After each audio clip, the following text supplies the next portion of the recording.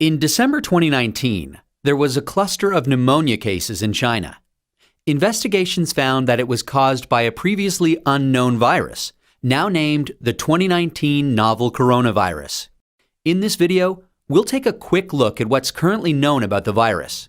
Keep in mind that this is a new virus, and what's known about the virus now might change in the future. Coronaviruses are a large group of viruses. They consist of a core of genetic material surrounded by an envelope with protein spikes. This gives it the appearance of a crown. Crown in Latin is called corona, and that's how these viruses get their name. There are different types of coronaviruses that cause respiratory and sometimes gastrointestinal symptoms. Respiratory disease can range from the common cold to pneumonia, and in most people, the symptoms tend to be mild. However, there are some types of coronaviruses that can cause severe disease. These include the severe acute respiratory syndrome coronavirus, first identified in China in 2003, and the Middle East respiratory syndrome coronavirus that was first identified in Saudi Arabia in 2012. The 2019 novel coronavirus was first identified in China. It initially occurred in a group of people with pneumonia who'd been associated with a seafood and live animal market in the city of Wuhan. The disease has since spread from those who were sick to others, including family members and healthcare staff. There are many cases at present, and the disease has spread within China and also to a number of other countries. So, where did the virus come from? It's known that coronaviruses circulate in a range of animals. Sometimes these viruses can make the jump from animals to humans. This is called a spillover, and could be due to a range of factors such as mutations in the virus or increased contact between humans and animals. For example, MERS-CoV is known to be transmitted from camels and SARS-CoV from civet cats. The animal reservoir of the 2019 novel coronavirus is not known yet. How is it transmitted? The exact dynamics of how the virus is transmitted is yet to be determined. In general, respiratory viruses are usually transmitted through droplets created when an infected person coughs or sneezes, or through something that has been contaminated with the virus.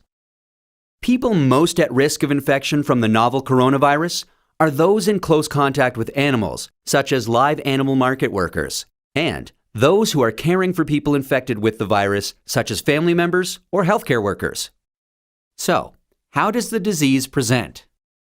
Well, from what is known so far, there can be a number of symptoms ranging from mild to severe.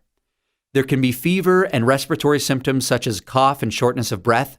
In more severe cases, there's been pneumonia, kidney failure, and death. The mortality rate is not known yet.